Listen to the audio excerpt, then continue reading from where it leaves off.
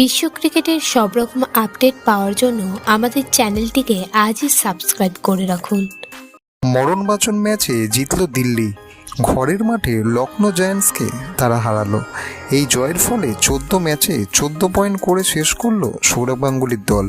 এখনও প্লে অফে যাওয়ার আশা বাঁচিয়ে রেখেছে পন্থেরা। দিল্লির কাছে হারায় চাপ আরও বাড়ল লখনৌর। হারের হ্যাটট্রিকের পরে লখনৌর এখন পয়েন্ট 13 ম্যাচে 12। ঘরের মাঠে টস হারেন দিল্লির অধিনায়ক পন্থ।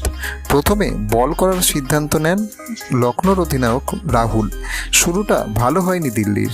দ্বিতীয় বলেই ফর্মে থাকা জেক ফ্রেজার ম্যাকগারকে 0 রানে আউট করেন আরশাদ খান। শেষ 2 ওভারে হাত খুলেছিলেন স্টাবস। নবীনের ওভার থেকে আসে 21 রান। মাত্র 22 বলে 50 করেন স্টাবস। আর ব্যাটেই 200 পার হয় দিল্লির। লখনৌর জয়ের জন্য শেষ 12 বলে 29 রানের দরকার ছিল। সেই ওভারেই রান আউট হন বিষ্ণয়। উইকেট পড়তে থাকায় সঙ্গী পাচ্ছিলেন না আরশাদ। শেষ পর্যন্ত 19 রানে হারতে হলো লখনৌকে। 58 রানে অপরাজিত থাকলেন আরশাদ। দল হারলেও প্রশংসা করলেন এই তরুণ ব্যাটসম্যান। ভিডিওটি ভালো লেগে থাকলে বাংলার ক্রিকেট চ্যানেলটিকে অবশ্যই সাবস্ক্রাইব করে দিন।